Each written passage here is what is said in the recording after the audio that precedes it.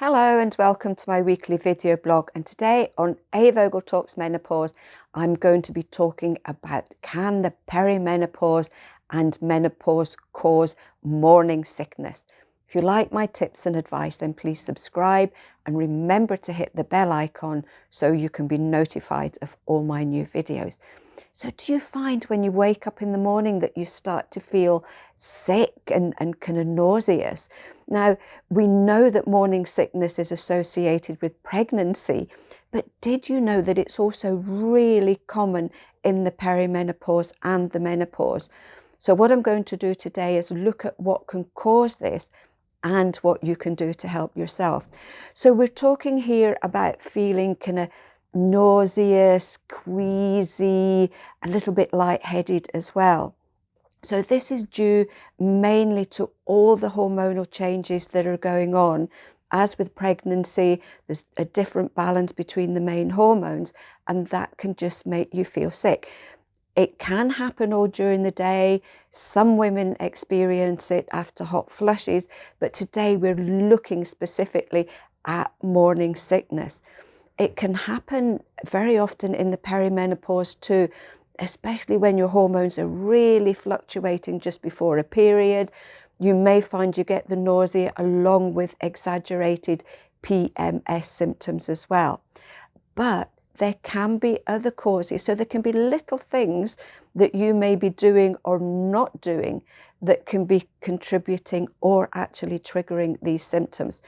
So number one, the first one is first thing in the morning, is low blood sugar levels.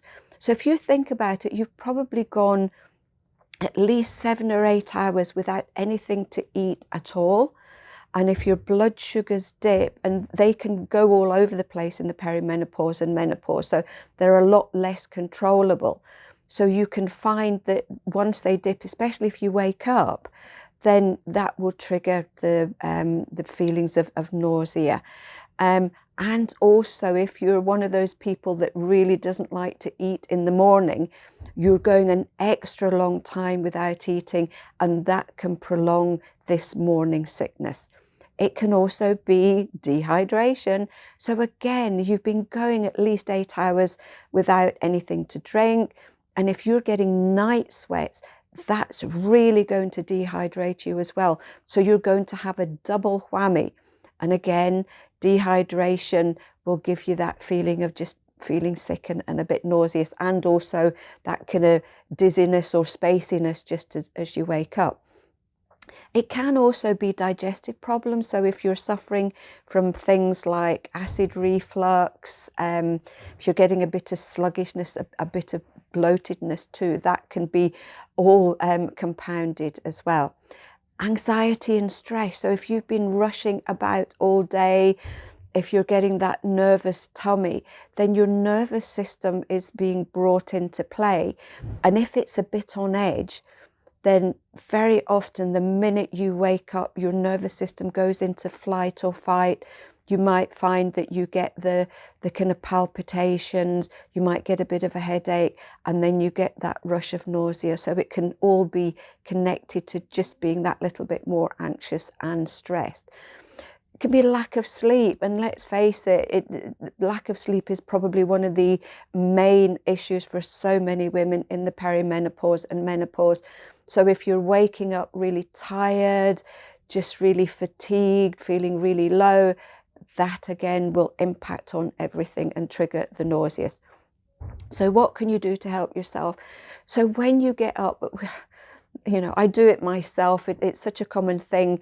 We wake up, we've got a busy day ahead of us. So the minute the alarm goes off or it's time to get up, we jump out of bed. That's really revving up your nervous system. And that, as I say, can be a big factor in the nausea. So when you wake up, you know, maybe even set your alarm for 5 minutes early so that when it goes off, you are just doing some deep breathing. You're calming and stabilizing the nervous system before you jump out of bed. Also look at your alarm. What kind of alarm do you use? If it's a loud beep, beep, beep, that can trigger the palpitations.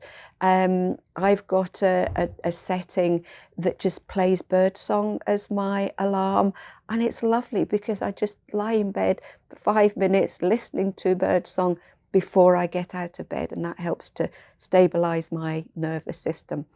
Have a glass of water by your bedside. So again, when you wake up, don't jump out of bed, do the relaxation, and then when you sit up, before you stand up, have that first glass of water. That's going to hydrate you really nicely, and that's going to set you up for the day as well.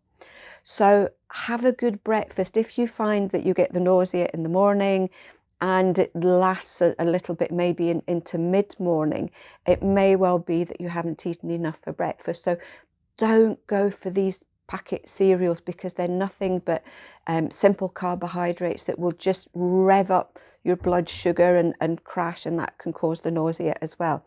So have a good breakfast with complex carbohydrates or a bit of protein and a little bit of fat as well, if you can stomach that first thing. Also, don't have a big meal just before you go to bed or later in the evening.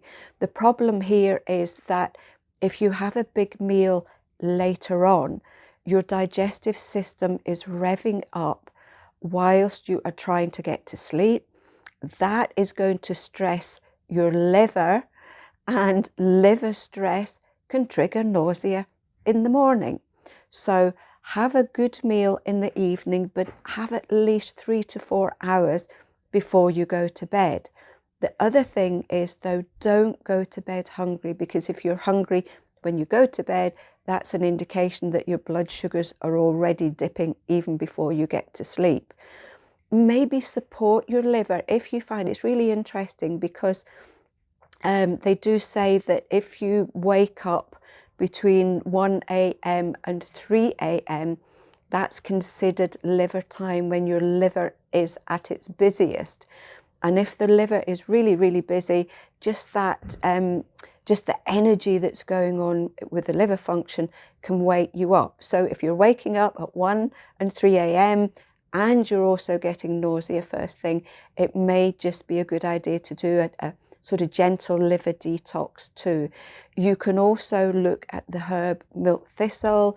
You can look at herbs such as dandelion and artichoke as well, because they help to support liver function generally. You can go for ginger tea. If you find nausea is quite bad first thing, make a cup of ginger tea before you go to bed. Yes, it'll be cold in the morning, but at least you're getting the ginger into your system first thing. And ginger is really good for calming that kind of queasy feeling down. When is it time to see your doctor? If you're being sick all the time, and I mean being sick, not just feeling nauseous, if you're vomiting, if you're being sick on a regular basis, if you find that you can't keep your food down, and if you are ending up losing weight because you just can't keep your food down, then it's time to see your doctor. There may be other issues going on. It may well be that you just need to balance the hormones a little bit better, but this is the point. Please check with your doctor.